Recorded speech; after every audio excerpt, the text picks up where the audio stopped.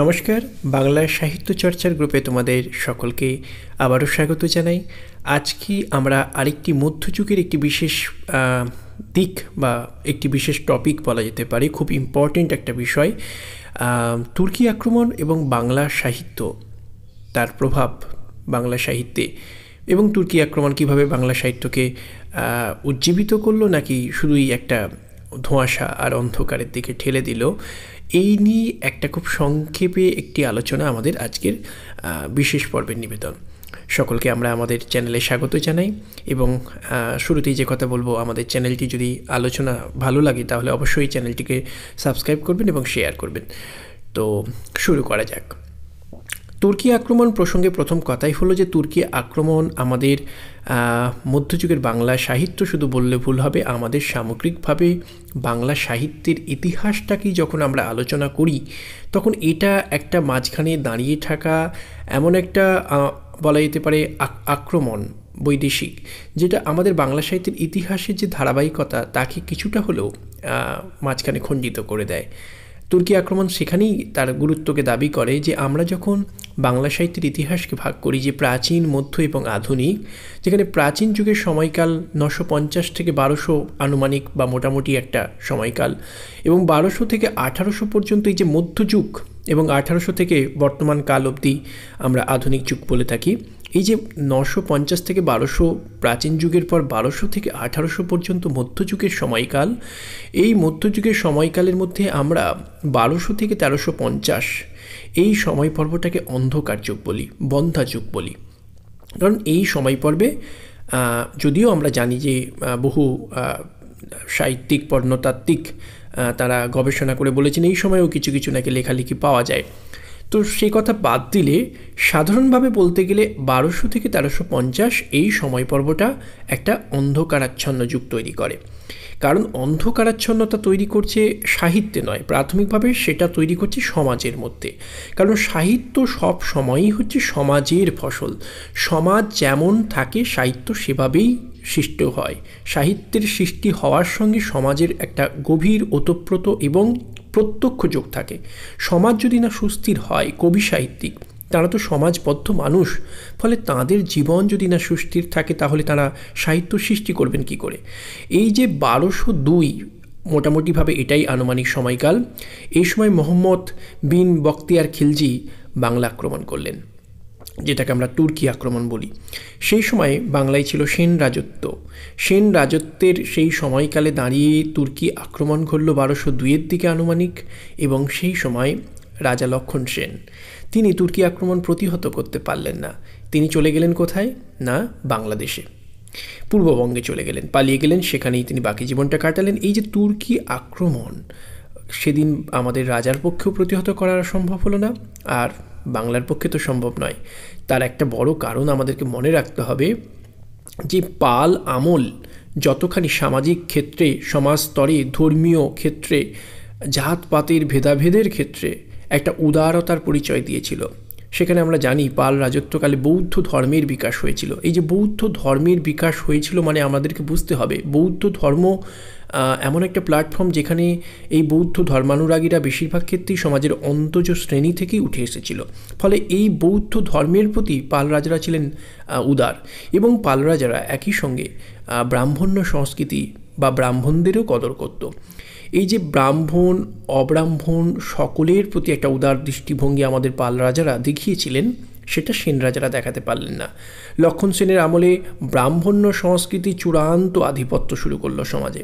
ফলে হিন্দু সমাজেই আমরা দেখতে পাবো ব্রাহ্মণ, ক্ষত্রিয়, বৈশ্য আর শূদ্র, এই যে চারটি সম্প্রদায় বা চারটি যে শ্রেণী বিভাজন, তাদের মধ্যে একটা বিরাট আসমান জমিন দূরত্ব শুরু হলো।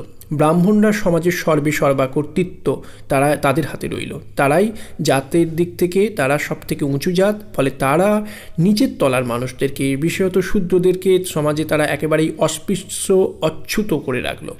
এবং যদি এটা হিন্দু সমাজের চতুর্বর্ণের এই অবস্থা হয়, তাহলে হিন্দু সমাজের এই পরিকাঠামোর বাইরে যারা রয়েছে একেবারেই প্রান্তিক, তাদের অবস্থা আরও সংকটাপন্ন। যে সংকটাপন্ন মানুষের ছবি হয়তো আমরা চর্যাপদের মধ্যে কিছু কিছু পাই। তো যাই হোক, এই যে তুর্কি আক্রমণ ঘটল, তাহলে সমাজ যখন এত জাতপাতের ভেদাভেদে আচ্ছন্ন, তখন সেই সমাজের পক্ষে তুর্কি আক্রমণকে প্রতিহত করা কখনোই সম্ভব ছিল না। ফলে স্বাভাবিকভাবেই আমাদের রাজা লক্ষণ সেনকে প্রাণ বাঁচাতে পালিয়ে যেতে হলো। শুরু হলো বাংলায় মুসলমান রাজত্ব, এবং 1200 থেকে 1350 এই সময় পর্বটাকে আমরা বলে ফেললাম বন্ধ্যা যুগ। কিন্তু মনে রাখতে হবে যে সাহিত্য যেহেতু সমাজের ফসল, তাই সমাজ যখন ওলটপালট হয়, ভাঙাগড়া শুরু হয়, তখন তার কিছু ভালো দিক থাকে, তার কিছু মন্দ দিক থাকে। শুধুই অন্ধকারাচ্ছন্নতা এইটাই এই যুগের বা এই সময়ের একটা একমাত্র পরিচয় কখনো হতে পারে না। কারণ এই সময় পর্বটাও পরবর্তীকালে পরিবর্তিত হয়। আমরা জানি হুসেন শাহের রাজত্বকাল থেকে বাংলায় আবার নতুন করে একটা প্রগতির চিন্তা চেতনা, একটা নতুন সুশাসনের ব্যবস্থা, সবটাই আবার ফিরে এসেছিল। তো যাই হোক, সেটা আলাদা কথা। কিন্তু এই যে তুর্কি আক্রমণ ঘটল, এর ফলাফলটা কী হলো? প্রাথমিকভাবে হয়তো আমাদের সমাজ সংস্কৃতিতে একটা চূড়ান্ত অরাজকতা তৈরি হলো, বিশৃঙ্খলা তৈরি হলো। তার দরুন কবি সাহিত্যিকদের পক্ষে সাহিত্য চর্চার সেই পরিস্থিতি যাকে বলা যেতে পারে, সেইটা তাদের কাছে ভেঙে গেল। ফলে সাহিত্য চর্চা হলো না। কিন্তু অবস্থা ধীরে ধীরে অন্যমুখী হতে শুরু করলো। এই যে আক্রমণ, তার ফলে যে ভাঙাগড়া, সেই ভাঙাটার পাশে গড়ার যে দিকগুলো নতুন করে সম্ভাবনাময় হয়ে উঠল, সেটা হচ্ছে দুটো দিক আমরা আজকের আলোচনায় বিশেষভাবে তুলে ধরব, যা তুর্কি আক্রমণের সবথেকে প্রত্যক্ষ ফলাফল বলা যেতে পারে। তার একটি হচ্ছে মঙ্গল কাব্য। আমরা যখন মধ্যযুগের বাংলা সাহিত্যকে কয়েকটা পর্বে, পর্ব বললে ভুল হবে, কয়েকটা বিভাগে ভাগ করি, যে মধ্যযুগের সাহিত্য কয়েকটি ধারার নাম বলো, সেখানে যে ধারাগুলো উঠে আসে তার মধ্যে নিঃসন্দেহে প্রথমেই উল্লেখ করতে হয় মঙ্গল কাব্যের কথা। প্রায় 13 থেকে 18 শতক পর্যন্ত একটা দীর্ঘ সময় জুড়ে আমাদের বাংলায় মঙ্গল কাব্য লেখা হয়েছে। এই যে মঙ্গল কাব্য, যার মধ্যে মনসা মঙ্গল সব থেকে প্রাচীনতম বলে মনে করা হয়। তো যাই হোক, এই যে মঙ্গল কাব্য লেখা হলো, মঙ্গল কাব্যের মতো একটি পূর্ণাঙ্গ কাহিনী কাব্য বা আখ্যান কাব্য, যাই বলি না কেন, দেবদেবীর পূজা প্রচারকে কেন্দ্র করে এই যে কাহিনী কাব্যগুলো লেখা হলো মধ্যযুগের প্রেক্ষাপটে, যেগুলোর মধ্যে চমৎকার গল্প ফুটে উঠল। কোনো চণ্ডীমঙ্গলের কবি যেমন মুকুন্দ চক্রবর্তীর মতো কোনো কবি তার মধ্যে নতুনত্ব নিয়ে এলেন। ফুল্লরা থেকে শুরু করে সেখানে আমরা মুরারি শীল বা ভানু দত্তের মতো চরিত্র সৃষ্টির ক্ষেত্রে আধুনিক উপন্যাসের চরিত্র বৈশিষ্ট্যকে প্রতিফলিত হতে দেখলাম। একটা গভীর সুখ দুঃখ কেন্দ্রিক পূর্ণাঙ্গ জীবনের ছবিকে খুঁজে পেলাম, যে জন্য শ্রীকুমার বন্দ্যোপাধ্যায় তাকে বললেন এ যুগে জন্মালে তিনি ঔপন্যাসিক হতে পারতেন। এই যে মঙ্গল কাব্য তার সমৃদ্ধি নিয়ে মধ্যযুগে নিজেকে ধরা দিল, সেই মঙ্গল কাব্য সৃষ্টির কিন্তু প্রত্যক্ষ কারণ হচ্ছে এই তুর্কি আক্রমণ। আমরা বুঝে নেবার চেষ্টা করব কিভাবে সেটা হলো। প্রথমেই মনে রাখতে হবে যে মঙ্গল কাব্যের যে দেবদেবী, অর্থাৎ মনসা এবং চণ্ডী, এনারা কেউই পৌরাণিক দেবতা নয়, এনারা অনার্য দেবী। এই অনার্য দেবীরা পূজিত হতেন সমাজের নিচের তলার মানুষের মধ্যে, অন্তজ মানুষের মধ্যে। আমরা যখন ব্রত কথা পড়ি, ব্রত বিভিন্ন লোকসংস্কৃতি বা লোকসাহিত্যের অন্তর্ভুক্ত যখন ব্রত কথা সম্পর্কে আমরা চর্চা করি, সেটা সেজুতি ব্রত হোক বা যে কোনো মাঘমণ্ডল ব্রত হোক, তখন দেখা যায় যে ব্রতের 3টে স্তর থাকে। একটা হচ্ছে প্রাথমিকভাবে ব্রত উদযাপনের জন্য যে সমস্ত দ্রব্যাদি প্রয়োজন, ঘাস বা ফুল বা আরও যা কিছু, সেগুলোকে সংগ্রহ করতে হয়। দ্বিতীয় পর্যায়ে ব্রতটিকে উদযাপন করতে হয়, অর্থাৎ ব্রতের যা কিছু নিয়মকানুন সেটাকে পালন করতে হয়। এবং তৃতীয় যে পর্যায়টা, সেখানে একটা বিষয় থাকে, সেটা হচ্ছে ব্রত কথা শ্রবণ, অর্থাৎ যিনি ব্রত পালন করছেন তিনি এবং বাড়ির অনেককে বা পাড়ার অনেক মেয়ে একসঙ্গে বসে ব্রত কথা শ্রবণ করতেন। এই যে ব্রতকথা শ্রবণ করতেন, সেই ব্রতকথার বিষয় কী ছিল না, সেই ব্রতকথার বিষয় হচ্ছেন যাকে বা যে দেবীকে উৎসর্গ করে সেই ব্রত পালিত হচ্ছে, সেই দেবীর কোনো মাহাত্ম্য প্রচারমূলক গল্প, যেগুলো গল্পের মধ্যে দেখা যেত যে সেই দেবী কোনো রাজাকে বর দিয়েছেন, তার সন্তান ছিল না, তাকে সন্তান দিয়েছেন, এই রকম কোনো গল্প। আমাদেরকে মনে রাখতে হবে যে এই যে মনসা বা চণ্ডীর কথা, মনসার গান বা চণ্ডীর গান, এগুলো আসলে প্রাথমিকভাবে এই অন্তজ শ্রেণীর ব্রত মানুষেরা, বিশেষত মেয়ে সমাজের মধ্যে বা নারী সমাজের মধ্যে মনসার কথা, চণ্ডীর কথা, ব্রত কথার মধ্যেই সীমাবদ্ধ ছিল। অর্থাৎ তাদের নিয়ে স্বতন্ত্র কোনো কাহিনী কাব্য বা পূর্ণাঙ্গ আখ্যান কাব্য, যাকে আমরা মঙ্গল কাব্য বলি, সেই রকম কোনো কাব্য ছিল না যা সাহিত্য গুণসম্পন্ন হতে পারে। তাদেরকে নিয়ে শুধুই ব্রত কথা প্রচলিত ছিল।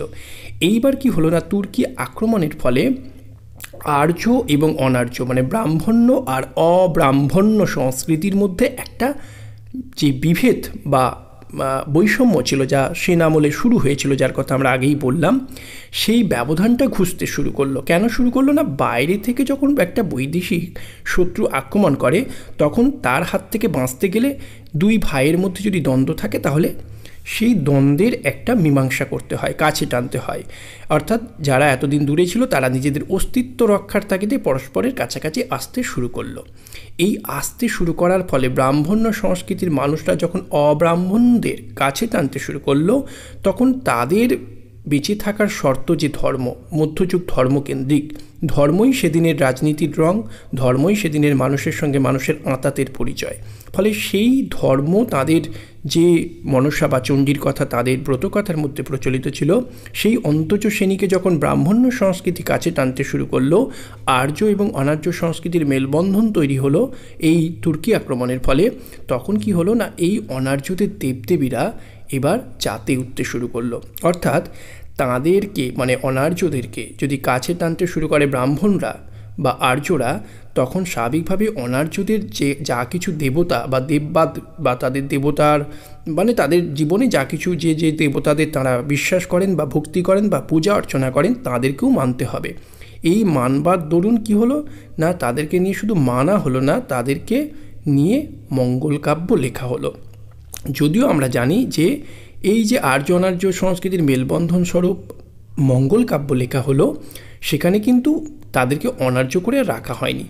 অনার্যদেরকে যেমন আর্যরা কাছে টানলো, অব্রাহ্মণদেরকে যেমন ব্রাহ্মণরা কাছে ডাকলো, তেমনি তাদের দেবতাকেও কিন্তু জাতে তুলে ধরা হলো। ফলে যে মনসা অনার্য দেবীরূপে পরিচিত ছিল তাকে করে দেওয়া হলো কি না পৌরাণিক দেবতা শিব, যিনি আমাদের একমাত্র পৌরাণিক দেবতা না হলেও পৌরাণিক দেবতাদের কথা বললেই যার নাম প্রথমে আসে তিনি শিব। ফলে শিব এই পৌরাণিক দেবতার সঙ্গে কোনো না কোনোভাবে তাকে জুড়ে দেওয়ার চেষ্টা করা হলো। ফলে মনসা ছিলেন অনার্য দেবী, তাকে শিবের কন্যারূপে দেখা হলো।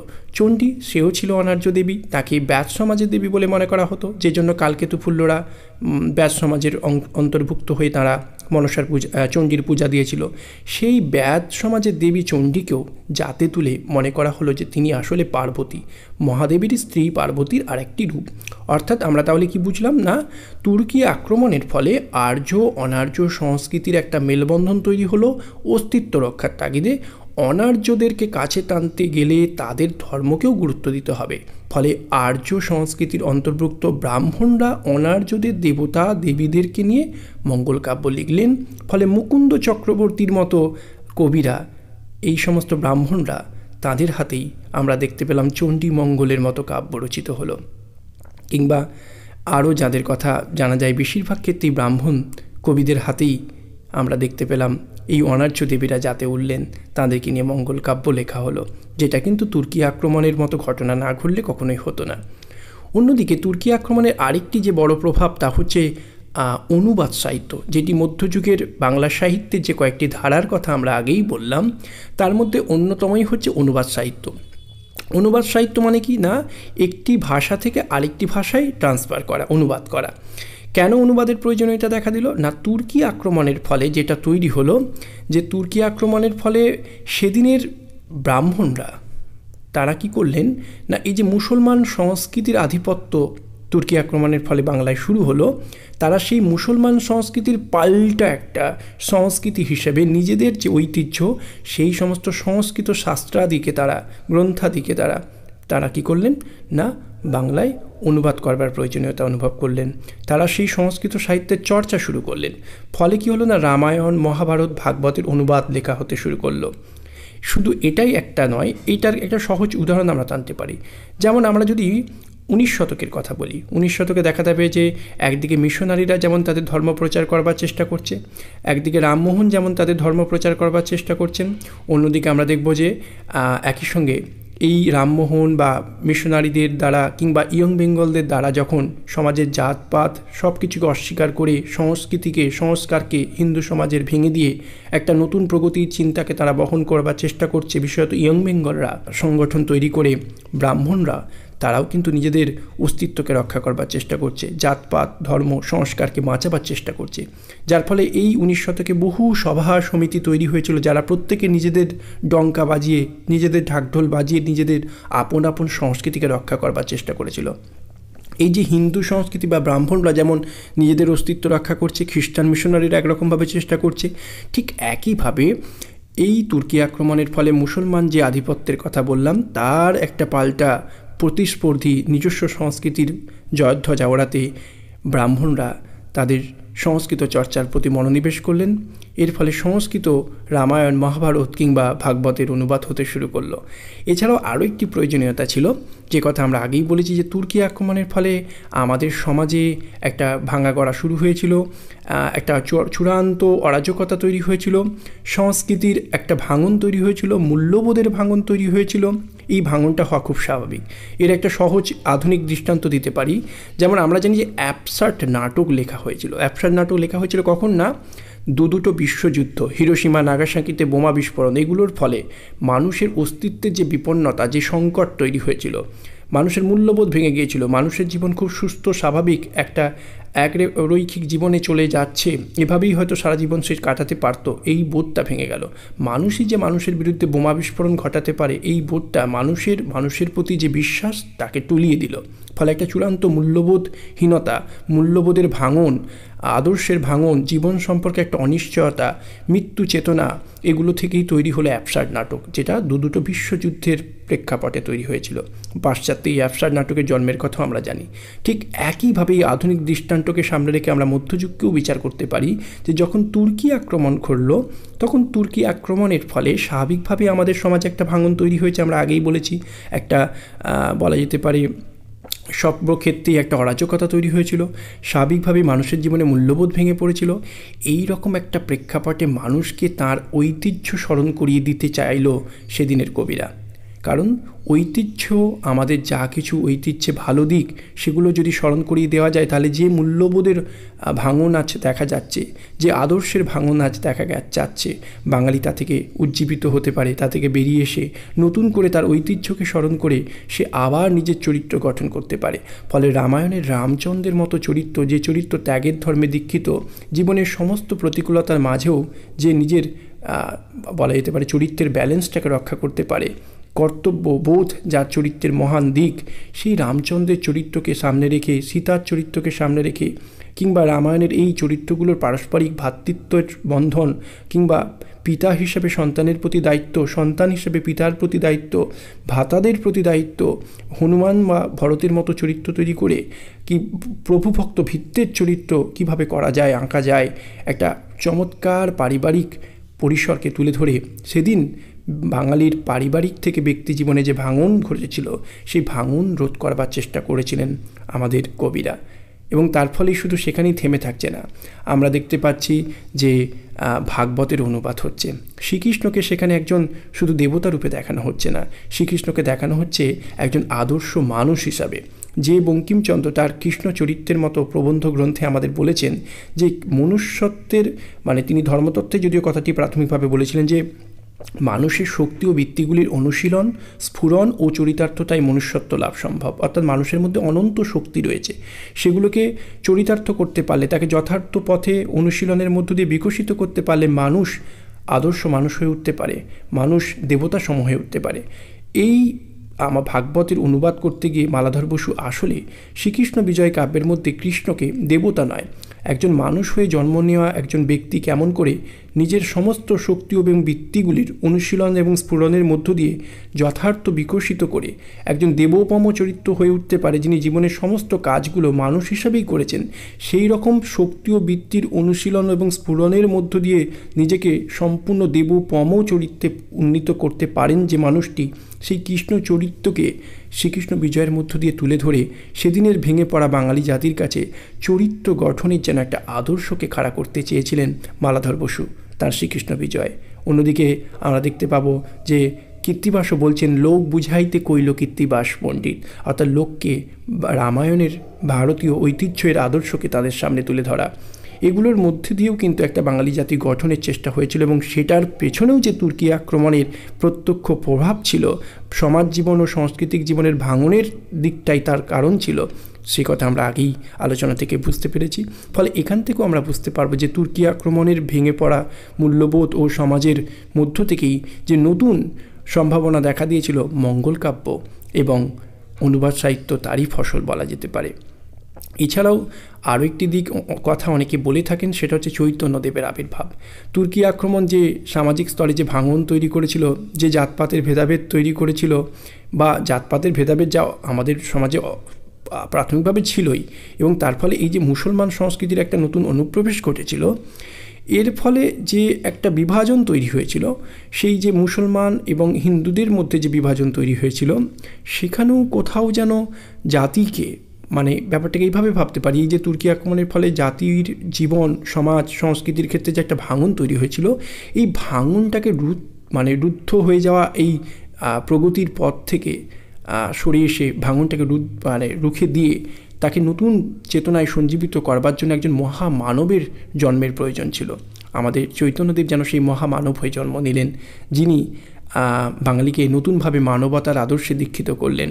তার কাজী দমনের মতো ঘটনাগুলোর কথা যদি আমরা মাথায় রাখি, তাহলে বুঝতে পারি যে তুর্কি আক্রমণের ফলে যে বিপন্নতা তৈরি হয়েছিল, সেই বিপন্নতার কালে বাঙালি যেন নতুন করে আশার আলো খুঁজতে চেয়েছিল কোনো এক মহামানবের মধ্য দিয়ে। আমাদের চৈতন্যদেব যেন শ্রীকৃষ্ণের সেই অবতার যেন আমাদের বাঙালি জাতির জীবনে 1486-তে জন্ম নিচ্ছেন নবদ্বীপে, সেই আশার আলো হয়ে। ফলে অনেক পণ্ডিত তুর্কি আক্রমণের একটা আধ্যাত্মিক দিক হিসাবেই যেন কিছুটা দেখতে পারেন বা দেখেন যে চৈতন্য আবির্ভাবের পেছনে কোথাও যেন সেইটারও একটা প্রত্যক্ষ না হলেও অন্তত পরোক্ষ যেন একটা ভূমিকা ছিল, একটু অন্যভাবেই যদি ব্যাপারটাকে ভাবা হয়। তো এবং তারপর তো আমরা জানি যে চৈতন্যদেব বাংলার সমাজ এবং সাহিত্য এবং সংস্কৃতিকে কতখানি প্রভাবিত করেছিল। তার নতুন মানবতার আদর্শ বাংলার সংস্কৃতিতে রেনেসাঁস তৈরি করেছিল। যদিও সেই রেনেসাঁস কতখানি সার্থক হয়েছিল সে প্রশ্ন আলাদা, কিন্তু বাংলার সমাজ, সাহিত্য, সংস্কৃতি নিঃসন্দেহেই চৈতন্যদেবকে ঘিরে একটা নতুন মোড় নিয়েছিল। সেখানেও কোথাও আমরা চৈতন্য সংস্কৃতির পেছনে তুর্কি আক্রমণের প্রভাবটাকে যদি স্বীকার করে নিই, তাহলে এখানেও তুর্কি আক্রমণ বাংলার সাহিত্যকে কেমন করে প্রভাবিত করেছিল তার একটা দিক আমরা খুঁজে পেতে পারি। তুর্কি আক্রমণ ও বাংলা সাহিত্য নিয়ে আমাদের আজকের আলোচনা এখানেই পরিসমাপ্ত। আমাদের আলোচনা যদি ভালো লাগে তাহলে আমাদের চ্যানেলটির সঙ্গে অবশ্যই থাকবেন এবং সাবস্ক্রাইব করবেন ও শেয়ার করবেন। সকলকে ধন্যবাদ জানাই।